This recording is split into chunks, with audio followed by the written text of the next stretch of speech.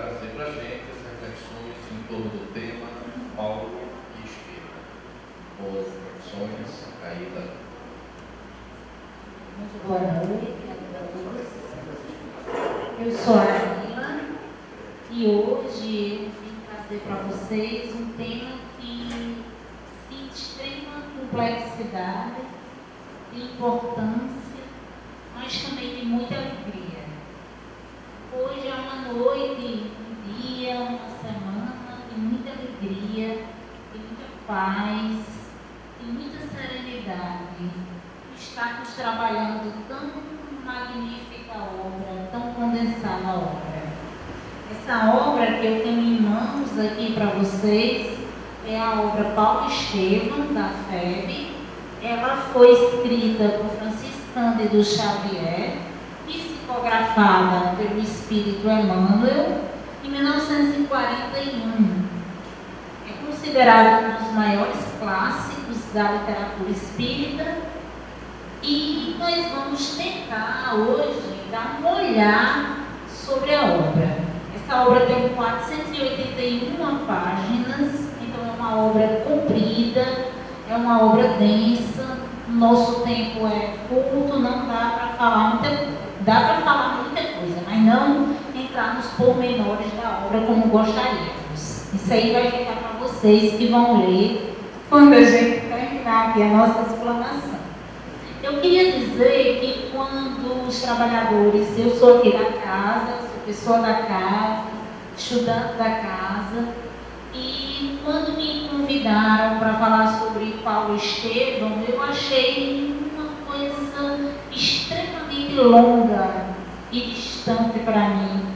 Me ligavam, então me viam aqui, vamos deixar um pouco para depois, mas depois eu compreendi o seguinte: ter Paulo Estevão nas mãos é como ser um doente e ter um remédio. É como você olhasse e dissesse assim: não, mas eu estou necessitando de um remédio. E por que eu não vou compartilhar o que eu estudei com o outro? Por que eu não vou tentar compartilhar isso? Então é isso que nós vamos fazer hoje: compartilhar esse estudo, compartilhar esse olhar. Antes de vir para cá, eu fiz uma prece pedindo. Eu peço novamente que cada um presente nessa assembleia tente elevar os seus pensamentos ao mais puro que encontrar. E nesse momento, pedir amparo à figura de Paulo, à figura de Estevão, à figura dos primeiros cristãos, para que nessa energia espiritual, nessa energia genuína dos primeiros tempos do capitalismo, se faça presente, esteja hoje aqui nessa noite conosco. Então, o que é esse tema que eu trago para vocês? Paulo Estevão, reflexões sobre o cristianismo primitivo. Quem não é espírita, que está vindo à casa pela primeira vez, Paulo é o Paulo da Bíblia. Paulo é o apóstolo Paulo da Igreja Católica. Estevão é um personagem que passa muito rapidamente. Mas de antemão eu já vou antecipar a vocês que não existiria Paulo sem Estevão. Então, Senhor, o que queres que eu faça? Entre aspas, esse é um dos pensamentos de Paulo quando encontra Jesus e de Saulo passa a ser Paulo, e ele nos traz uma reflexão inicial, que é a reflexão da humildade. Da humildade de não querermos a determinação absoluta da vida. O entendimento de que não somos os únicos responsáveis e absoluto sobre o que desejamos, sobre o que queremos, sobre o que pretendemos. Então, nosso convite começa com a humildade. O nosso convite começa e, como diz, em alguns momentos desse nosso estudo, eu me amparei em um estudioso espírita chamado Haroldo Dutra Dias. E Haroldo Dutra Dias já estuda o cristianismo e, mais especificamente, a obra Paulo Estevam há mais de 25 anos. E ele diz que Paulo Estevam é um chamado à nossa consciência espiritual. É uma estrela. É uma estrela. Hoje, o que eu pretendo aqui é deixar o resplendor de uma estrela para vocês. Depois, cada um absolutamente vai tomar posse desse conhecimento e vai sentir o valor dessa mensagem. Então, qual a magnitude da obra? Só para vocês terem uma ideia, há aproximadamente 10 anos foram lançadas cartas domésticas anunciando que em Pedro Leopoldo, em Minas Gerais, na pacata cidade de Pedro Leopoldo, quando Chico Xavier psicografou essa obra, foi um esforço. Essa obra, gente, ela é presente da espiritualidade. Foi quando a espiritualidade maior fez um esforço gigantesco para lançar uma ponte entre as esferas mais superiores e os nossos corações. Então, Pedro, Estevão tiveram em pessoa na cidade de Pedro Leopoldo, auxiliando o Emmanuel no processo de psicografia da obra. Então, o que é que acontece? Essa obra é tão interessante que ela tem, para os estudiosos, os curiosos, ela tem uma outra particularidade. Qual é? Eu só trouxe duas para vocês. Ela é a comprovação cabal da imortalidade da alma. Quando o Emmanuel lançou o livro, e quando você pega, nenhuma data bate com a historiografia tradicional do cristianismo. Ano 34, ano 32, Jesus morreu com 33, com 34. E, no entanto, você pega e diz, não, o Emmanuel se enganou. Em alguma forma, o Emmanuel se enganou. Mas, há 10 anos, o mesmo Haroldo encontrou na Universidade de Salem, em Dallas, nos Estados Unidos, uma tese de doutorado que foi defendida em 1961. Prestem atenção, a obra foi escrita em 41. Foi defendida em 1961, comprovando todas as datas de Emmanuel. E depois disso, existem universidades em todo o mundo, teses de universidades no mundo, nas maiores e nas mais prestigiadas universidades, estudando a comprovação das teses do Emmanuel. Segundo ponto, no começo da obra, no primeiro capítulo, ele nos diz: as ruas de Corinto eram de extrema beleza. Era uma beleza magnífica. Tudo bem, é bonito, a gente não tem ideia do que se trata. Em 1971, através de escavações arqueológicas, descobriu-se que as ruas de Corinto eram de mármore. Já imaginaram ruas de mármore, dentre outras séries de tempo, de vento, de temperatura, daí a grandeza da obra. Dona Ivone do Amaral Pereira, que é uma grande médium, grande trabalhadora do movimento espírita, ela dizia o seguinte, que uma obra como Paulo Estevam era uma a cada 1000 anos. Além do mais, teria sido Paulo Estevam um dos principais trabalhos elaborados após a codificação do que está relacionado a Evangelho segundo o Espiritismo. Então, o que é que acontece?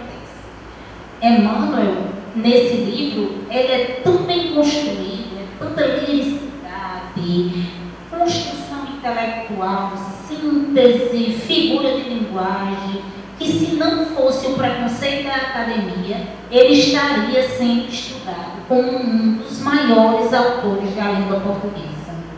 Eu digo a vocês, sem sombra de dúvida, como um dos maiores autores de como essa história, de como o livro é bem construído. Então, o princípio, o que é que ele nos diz logo no prefácio? Ele nos diz o seguinte, que o principal trabalho do Cristo, esse principal trabalho de chamado do Cristo, é construir uma bonita escultura dentro do nosso coração. Aí é onde começa o processo de edificação. Aí é onde começa o processo de chamada e esse processo de edificação do Cristo dentro do nosso coração. Essa escultura de aformosamento, essa escultura de beleza, essa escultura de sustentabilidade, essa escultura vai durar independente dos ventos, independente dos ventos e da tormenta. Então esse é um dos chamados que ele faz no prefácio. E ele diz o seguinte: Paulo Estevam é instrução, educação, iluminação, cultura e auxílio principal na doutrina espírita. Por que é auxílio principal na doutrina espírita? Porque ele nos lembra que o Cristo nos disse que os seus colaboradores vinham de todos os campos e foi preciso que tivéssemos um missionário da envergadura moral, da envergadura espiritual de Kardec, para levar adiante toda a responsabilidade de tal maravilhosa doutrina. Então, dentro da vibração da mensagem do Cristo, entramos no cristianismo primitivo. E ele diz o seguinte, já cortando uma coisa que até a gente estudou ontem: não pensem que esse livro é uma homenagem a Paulo de Tarso, porque o convertido de Damasco não necessita das nossas mesquinhas homenagens. Paulo de Tarso, Jesus é grande para o nosso nível de cogitação humana. Então ele diz que não se trata de nenhuma, é um chamamento, é um despertar a nossa consciência espiritual. Então o que é que ele diz? Que o cristianismo genuíno, qual é essa vibração espiritual desse cristianismo primitivo? O que é que significa isso? Significa adentrar no coração do cristianismo, no cristianismo genuíno, sem interesses institucionais, sem interesses políticos, sem interesses econômicos, onde as pessoas conviveram, esses personagens, Simão Pedro, João Evangelista, Estevão, Tiago, Ananias e tantos outros, conviveram diretamente com Cristo. E outros que encontraram no original os pergaminhos do Evangelho. Então não é nada parecido com o que nós encontramos. Nós encontramos a essência da mensagem, mas o que eles encontravam era a construção da mensagem. Era um processo que dava, que permitia, era alguém que se permitiu viver daquela forma, alguém que se permitiu aceitar aquele chamado. Então a vibração da mensagem de Cristo, ele diz o seguinte, é uma chamada. O cristianismo primitivo é uma chamada na redução do nosso ego contemporâneo. Por quê? Que é uma redução do nosso ego contemporâneo.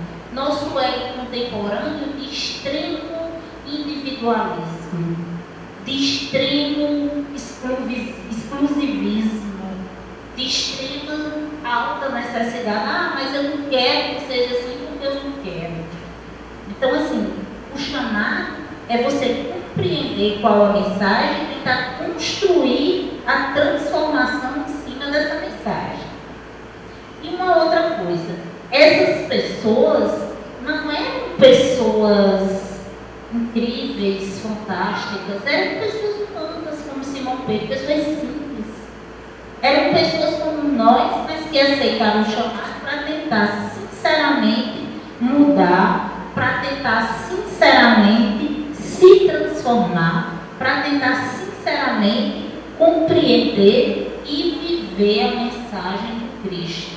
Essa mensagem não uma mensagem para a vida de templos, a vida privada, porque a mensagem de Cristo não é uma mensagem para templos.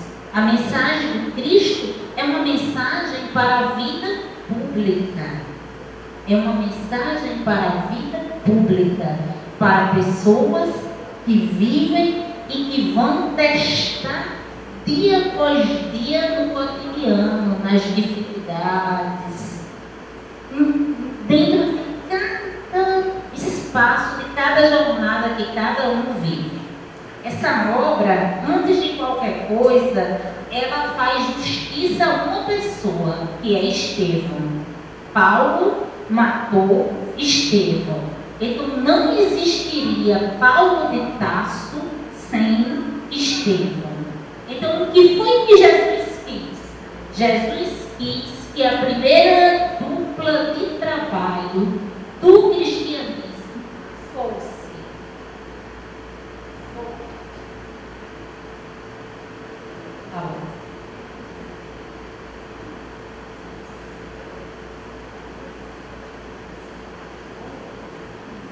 Tinha que ser assim. Pronto, Lena, então? Agora dá para ouvir, né? Dá para ouvir?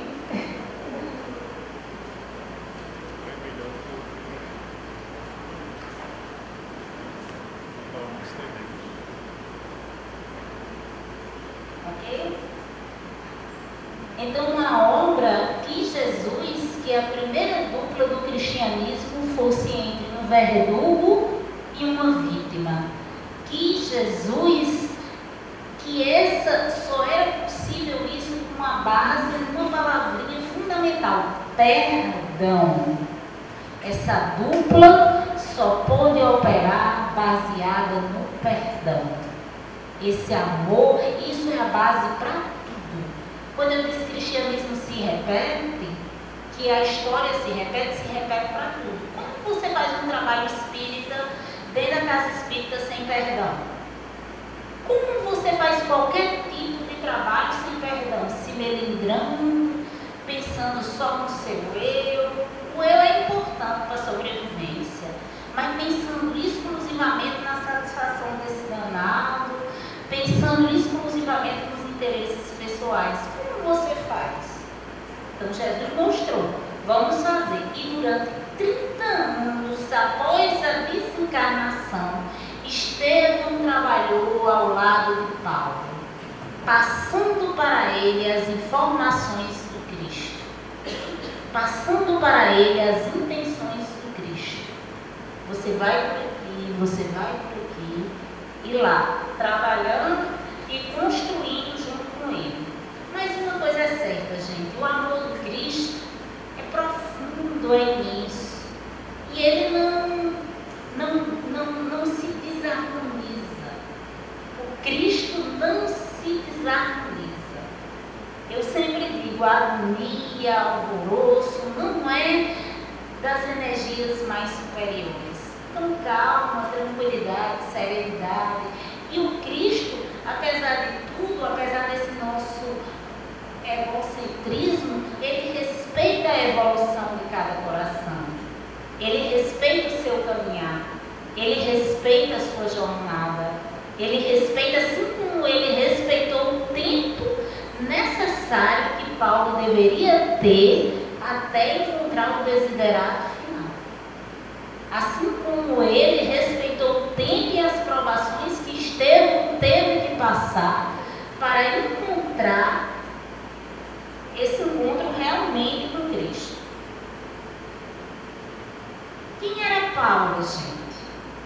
já disse, antes ele se chamava Saulo, ele é um hebreu, e só para vocês terem uma ideia, ele era ele era como se fosse um dos homens mais modernos do seu tempo. Ele estudou a Torá judaica, que está invadada até hoje, ele era um doutor da lei, porque era da lei mosaica. Ele estudou com Gamaliel. Gamaliel era o maior sábio do povo hebreu, conhecido até hoje como o grande sábio, e ele era um homem do seu tempo. Por que Paulo era um homem do seu tempo? Ele era um homem do seu tempo porque se vestia à romana. Era equivalente a um jovem hoje bem vestido que vai comprar roupa nos Estados Unidos. Ele se vestia à romana, ele era muito exercitava o corpo, seria um jovem malhado e dominava o grego, que era o inglês da época. Dominava o grego e ele vinha de Tarso. Tarso era um dos 3 lugares no mundo antigo que existia universidade. Onde era mais que existia? Existia universidade em Alexandria, existia em Atenas e existia em Tarso. Então esse homem, ele teve tudo que foi preciso. E ele tinha bigas também para correr. Então ele tinha bigas, roupas romanas. Fora tudo isso, ele era um cidadão romano. Então ele vinha de 3 mundos. O mundo hebreu, que era o mundo da religião, o mundo grego, que era o mundo da cultura, e o mundo romano, que era o mundo político.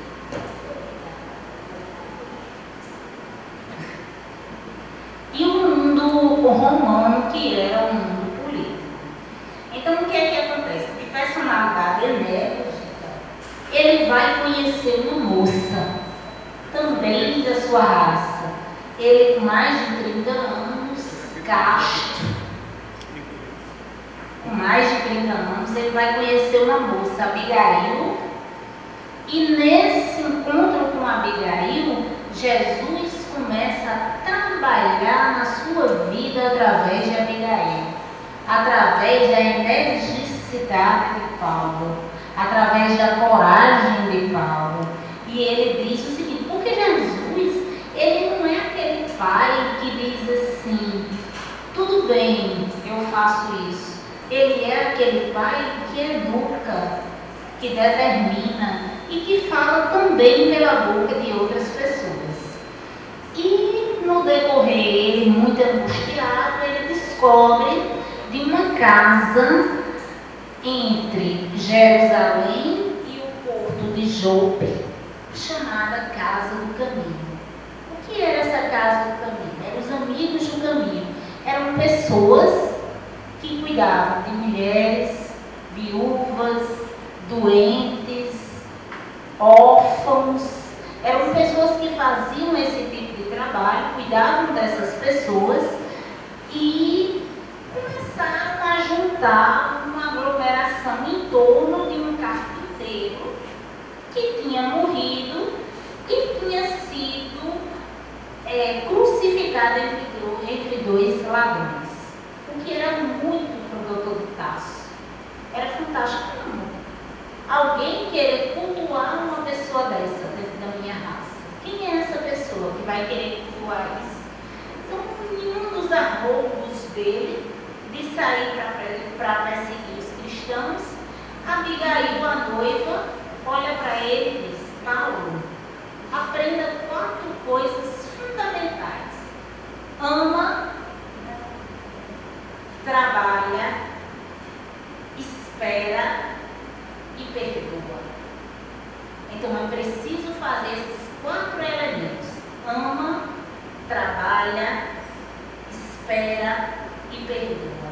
Aí Jesus já tinha começado a trabalhar através da boca de Abigail, através da boca da noiva.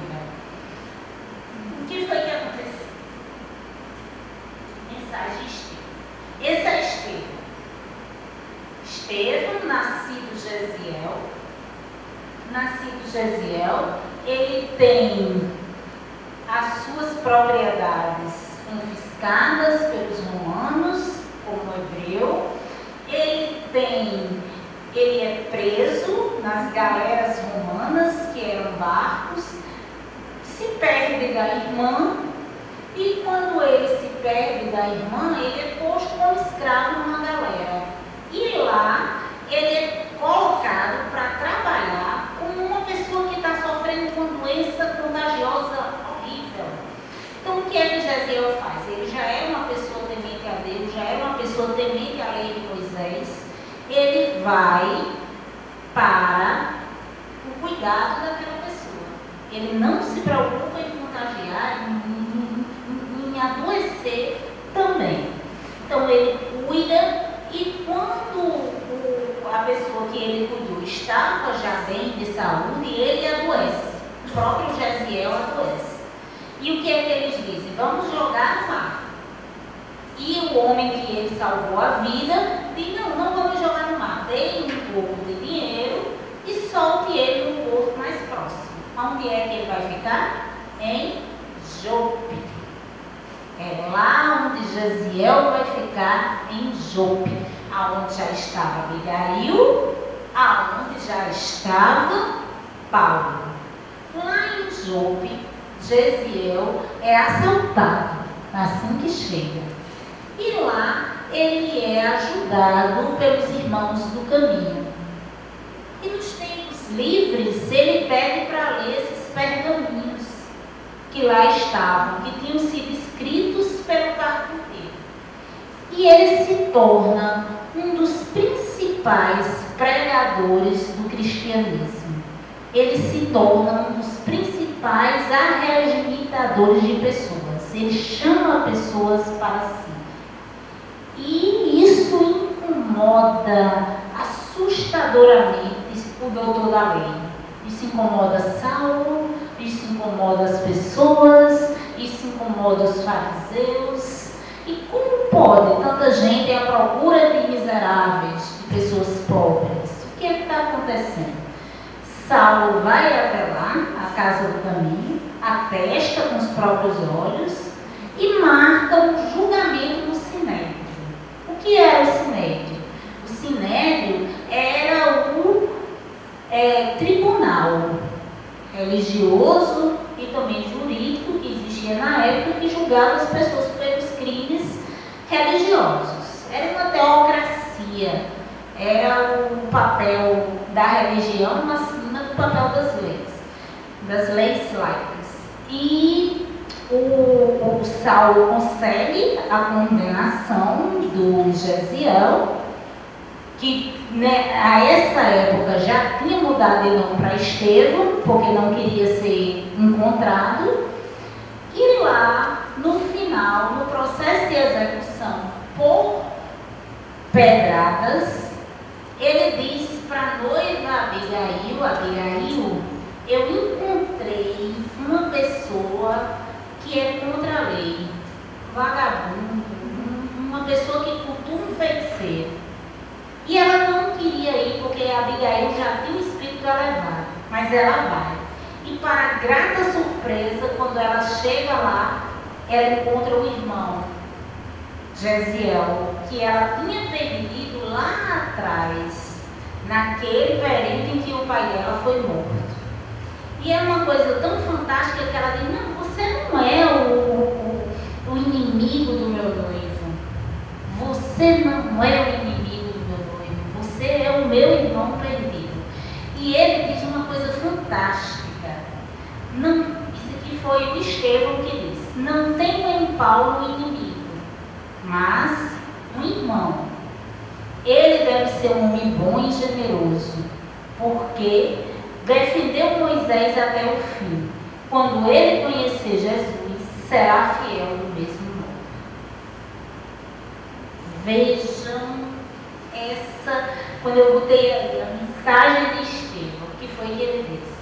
Eu não tenho um inimigo. Eu sei que quando ele encontrar Jesus, ele vai defender do mesmo modo. Então essa fala intriga Paulo imensamente.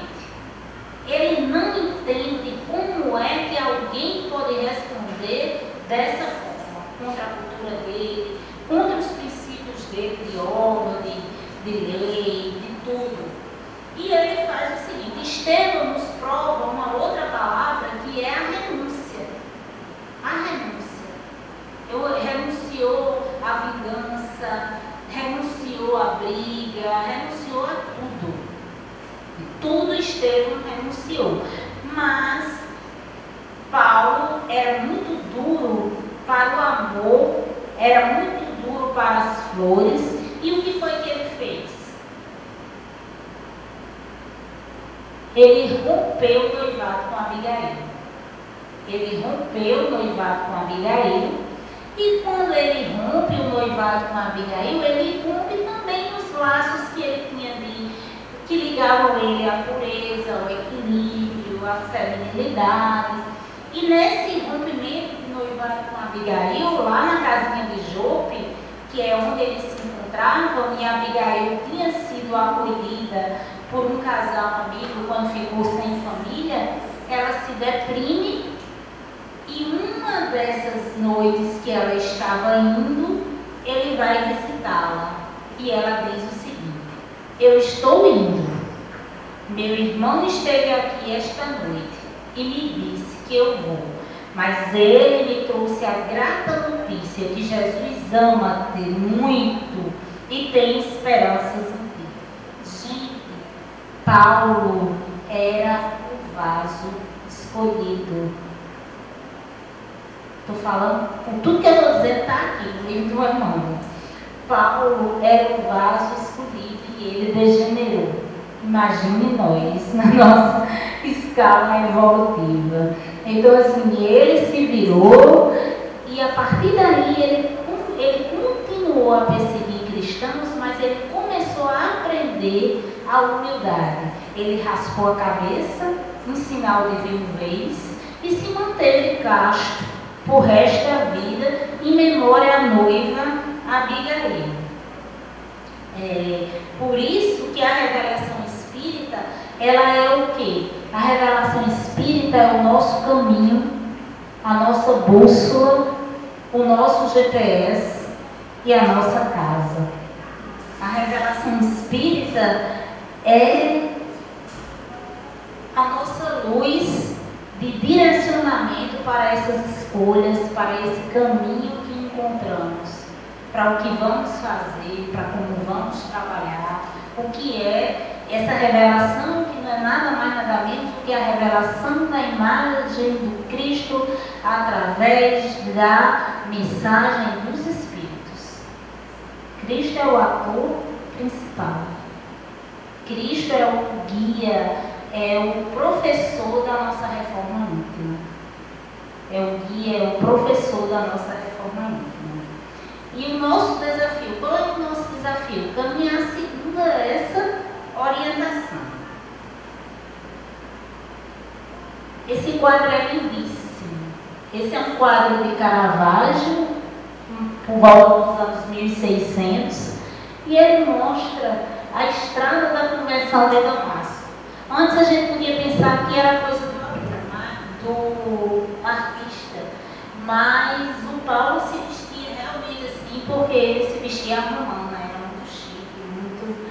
Então o que foi que aconteceu? Eu trouxe aqui um trechinho para vocês de o que aconteceu nessa conversão. É uma beleza, é uma riqueza de detalhes que ele diz assim: parecia dilatar-se ao infinito, outra luz me banha os olhos deslumbrados, e no caminho que a atmosfera rasgada ele desvenda, vê surgir um homem de majestática beleza, dando-lhe a impressão de que descia do céu ao seu encontro. Sua túnica era feita de pontos luminosos. Os cabelos tocavam nos olhos a Nazarena, os olhos magnéticos, emanados de simpatia e de amor, iluminando a fisionomia grave e terna, onde pairava uma divina tristeza. O doutor Tasso contemplava com espanto. Saulo, Saulo, por que me persegues? Aureolado de uma luz balsâmica, e num tom de inconcebível doçura, o Senhor respondeu: eu sou Jesus. Veja bem, não há condenação. Ele diz por quê. Quem diz por quê não condena. Ele diz por que me persegues. Vocês já pensaram se na maioria das nossas ações, principalmente as mais importantes, a gente dissesse por quê? Com certeza diminuiríamos em mais de 50% os nossos desacertos. Por quê? E Jesus era aureolado de uma luz balsâmica, de uma luz que acalma, não é de uma luz que acelera, não é de uma luz que acelera. Então, esse é o momento que se procede a conversão. Ele que vai perguntar, ele que está em mais uma investida, perseguir Ananias, com mais um evangelho, ele se vê que é tempo de fazer. E ele diz aquela historinha que eu falei na primeira slide: Senhor, o que queres que eu faça? Então ele vai viver um tempo no deserto, com Áquila e Prisca. Por que ele vai para o deserto? Primeiro, ele tinha que se sustentar de alguma forma, o que é bem parecido dentro desses princípios com o que o Espiritismo faz hoje. Ele mesmo tinha que trabalhar à noite e durante o dia prover o seu sustento. Então, na sua cultura foi dito que cada um deveria saber em que trabalhar. Então, ele foi ser o quê? Um rude tecelão. Esse rapaz tão magnífico foi ser um rude tecelão. E tem um outro propósito, trabalhar no deserto. Vocês imaginam qual era o outro propósito que ele tinha de trabalhar no deserto? A harmonização. A harmonização pessoal. A harmonização interna. Para quê? Para trabalhar no trabalho, no domínio do coletivo. É impossível você passar para o outro aquilo que você não tem. Então ele procurou fazer o quê? Se harmonizar. E assim Paulo viveu no deserto com esse casal. Não tinha onde morar? Moravam na mesma casa. E lá ele começou as viagens. E nessas viagens ele enfrentou o quê? Frio, fome, assaltos, prisões. Paulo se virava, ele estava preso. Se virava para o outro lado, ele estava preso. Então ele foi envelhecendo, foi adquirindo um aspecto de muita dor, um aspecto de muito sofrimento, mas com muita resignação, com muita força, com muita coragem e com muita resignação. Paulo não tinha as vantagens que a gente tem, por exemplo, aqui no Centro Espírita, de ar-condicionado, de cadeira de ficar, de não querer ficar de pé, porque ele não dava a pé, ele foi assaltado, ele passava fome, ele tinha que prover, ele só comia se ele trabalhasse. As igrejas não sustentavam Paulo. Então ele contava com a ajuda de amigos. E quando ele fundava uma igreja, vocês imaginam como era essa igreja? Essa igreja era o quê? Era um templo, era uma casa, era um local. Não. A igreja que Paulo fundava era uma luz de cuidado mútuo. Era nas residências das pessoas. Não tinha metade das pessoas que estão aqui. Ele abriu igreja para 4 pessoas, porque ele chegava com a mensagem, abria o pergaminho, ele ia, pregava, abria essa igreja, mas era essa igreja de cuidado, de aprender a cuidar do outro. E essa mensagem, como a mensagem de Cristo é feita com metáfora, com figura de linguagem, é dele também. Então o que ele queria era o que? Era ser ouvido ao longo dos tempos. Então essa luz que ele trazia para essas casas foi ficando. E isso mostra o que? Nos lembra um célebre discurso que o Estevão teve no Sinédrio, quando quando foi assassinado. Ele disse o quê? Deus não mora em templos de pedras, mas dentro do coração de cada pessoa. Então, quem é o verdadeiro cristão que Paulo, que Estevão, que os primeiros cristãos nos mostraram? É aquele que retrata Jesus em sua vida. É aquele que sabe nos menores gestos e ações. Não é quem é o verdadeiro espírita? Não é espiritismo de tempo, não. É espiritismo na veia. É como você vive. É como você vive. Você sabe como é que Jesus divulga e a doutrina espírita divulga o seu objetivo? Através de quê? Através de quê? Através da retratação da nossa vida. De como a gente vive. De como a gente vive. É simples. É muito simples. Então, o que foi que aconteceu? Ele viajou, fez 4 viagens, e dentre essas viagens ele foi com a vaidade para Atenas, que era o centro da cultura, o centro da beleza, era como se fosse Nova York. E ele foi lá tentar abrir uma igreja, e lá ele fracassou. Não conseguiu abrir a igreja em Atenas, abriu em Corinto, saiu abrindo nas outras regiões do mar Mediterrâneo, mas não abriu em Atenas. Então, o que foi que Paulo fez? Foi chorar? Foi lamentar? Foi satisfazer o ego? De forma nenhuma. Paulo retomou o deserto e retomou ao trabalho. Essa mensagem diz o que para a gente? Está frustrado? Está com problema? Trabalhe mais. Está com problema? Trabalhe mais. E assim ele esqueceu as frustrações. E assim ele viu que ele não podia tudo. Porque nós não podemos tudo. Ele viu, eu não posso. Então, se eu não posso, eu vou trabalhar mais. E vou trabalhar no meu ofício. E vou tentar levar uma luz aqui. E vou tentar fazer aquilo que é possível para mim. E o que são essas famosas cartas de Paulo? Essas famosas cartas, elas dizem que, gente, essas cartas, elas são um plano muito bem construído da espiritualidade superior. Estou terminando, Dina. Um plano bem construído da espiritualidade superior. Para quê? Para cuidar, conduzir, direcionar e corrigir. Quando as cartas diz que elas vieram corrigir, elas chamam a nossa responsabilidade. Ela chama a responsabilidade. Ela chama para você, para mim.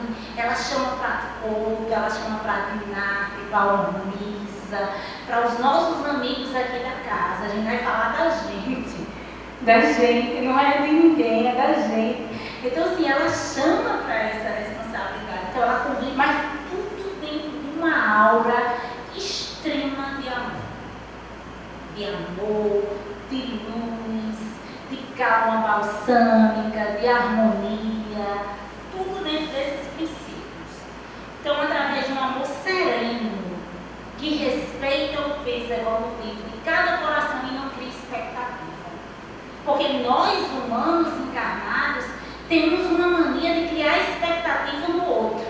E às vezes o outro pode dar, às vezes o outro pode não dar. Então é muito fácil a gente gostar do outro quando o outro dá aquilo que a gente quer. Mas vai ter um momento que aquele outro não vai poder dar. Então o que é que a gente precisa? Por isso que o amor do Cristo é tão imenso. Porque ele não tem expectativa, ele é ilimitado. Ele é fora das nossas cogitações. Lembram-se que no início o Emmanuel disse que o convertido de Damasco não precisa das nossas mesquinhas homenagens. E uma coisa é certa, gente, em relação a gente só recebe aquilo que chama a nossa responsabilidade, porque é impossível a gente colher uva em espinheiro. Não é verdade? Quem é que vai colher uva em espinheiro? Uva doce, bonita, de mesa, dá trabalho de fazer. Dá trabalho trabalho arar, dá trabalho cultivar. Então a gente só quer o bom, só quer a uva pronta na mesa. E onde é que ela veio? O que é que foi feito? O que é que tem por trás do processo? Então a semeadura é universal. Ela nos coloca dentro dessa proposta. Ela nos coloca dentro dessa proposta. É impossível de se fugir. As leis divinas são universais e estamos todos imersos dentro delas. Então, o que aconteceu com Paulo se repete. Se repete conosco a cada dia. Aqui é um mapinha das viagens, por onde ele foi, no mar Mediterrâneo, Atenas, primeira viagem, segunda, terceira, e até ele chegar a Roma. Mas não podemos esquecer. Ele foi a Tarso, foi desprezado pelo seu pai, foi desprezado pelos da sua raça, mas não podemos esquecer, a principal viagem é a viagem interior. É a viagem que você faz para dentro de si mesmo. Essa é a principal viagem.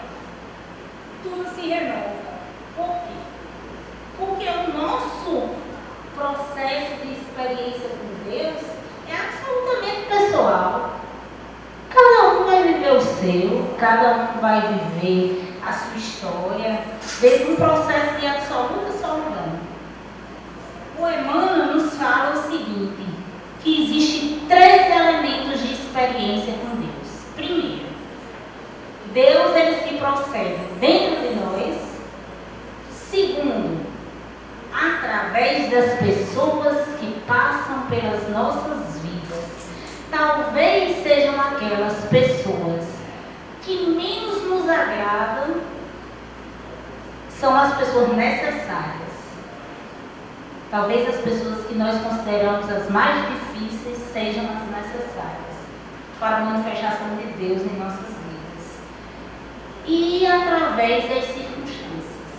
Até porque geralmente essas circunstâncias são mais dolorosas e as dores são elementos pedagógicos. Então, gente, bonito é a gente ver o que aconteceu com Paulo. Isso aqui é muito bonito. Agora vamos ver qual a proposta para mim agora. Cada um de vocês. Jesus chegou lá na estrada, mas Paulo é assim. Primeiro, você faz isso aqui. Segundo, você faz isso aqui. Não. Uma conversão inteira, macro. Então, qual a proposta para cada um de nós agora? Como é que a gente para e pensa e diz, Senhor, qual a proposta para mim? O que é que eu estou fazendo para cumprir o meu processo de conversão? Então, no aspecto religioso do Espiritismo, é fazer essa ligação entre eu e Deus, entre nós e Deus. Então, qual a nossa proposta? Né? Vamos levar para casa de reflexão absolutamente pessoal. E já chegando no final, nós encontramos que o dono da seara é Jesus. Por que o dono da seara é Jesus? Porque Jesus existe para minorar as mais diversas dificuldades, as mais diversas caminhos. Então Jesus nos mostra caminhos para o nosso aprimoramento íntimo. E o que é que Paulo nos diz de tudo isso? Por que trazer essa obra de 481 páginas, escrita em 1941? Por quê? Pela atualidade, pela grandeza, por tudo que essa obra representa. Ela é o quê? Ela nos mostra o homem velho, a velha criatura que precisa usar esse material para criar uma nova criatura. A nova criatura se faz com o material da velha. Por quê? Porque você é o resultado de todas as suas reencarnações. Você é o resultado de todas as suas experiências. Então é mais ou menos assim. Hoje eu estou aqui falando do Evangelho. Passa 2, 3 dias, eu estou me lembrando da moça que estudava francês no século XIX. Com mais 3 dias eu já estou vendo várias experiências que a gente viveu ao longo dos tempos, ao longo das reencarnações. Então, qual a proposta que eu deixo? A proposta é essa construção efetiva dessa nova criatura. Essa construção, mas uma construção que não vai se proceder do nada, como esse controle aqui apareceu por alguma causa. Então, assim, é uma construção com esse material da velha. Por isso que diz que a carta é o quê? Correção, aprimoramento. Então é isso, é correção e aprimoramento. Kardec nos alerta que se conhece o espírita pela capacidade em domar as suas próprias inclinações, suas más inclinações. E mais uma vez o Emmanuel nos diz aqui no final que é possível, tudo que eu disse está aqui, é possível você viver e retratar o Espiritismo e divulgar a doutrina através de como você vive. Então é esse conjunto maior que chama a nossa responsabilidade através do amor, essa transformação dessa nova criatura. Haroldo divide a vida de Paulo em 4 estações. E eu fiz uma releitura do que ele disse. Ele disse que tem verão, outono, inverno e primavera. Eu digo o seguinte: verão é a força das nossas, é o auge das nossas forças físicas. É a vontade, é o voluntarismo. Outono é quando as folhas começam a cair. E existe a possibilidade de renovação do nosso coração. Inverno não é dor. Inverno é a nossa necessidade de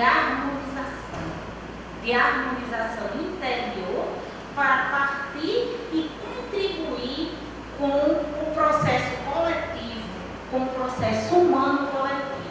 E a primavera, que eu não vou contar para vocês, vai ficar para cada um ler o livro, que é a mais bonita, vai ficar para cada um ler o livro.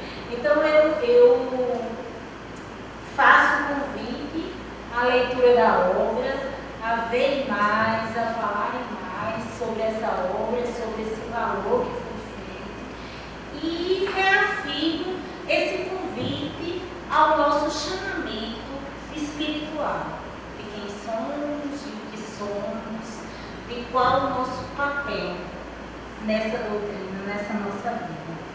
Que o Senhor Jesus nos ilumine, nos guie e nos guarde hoje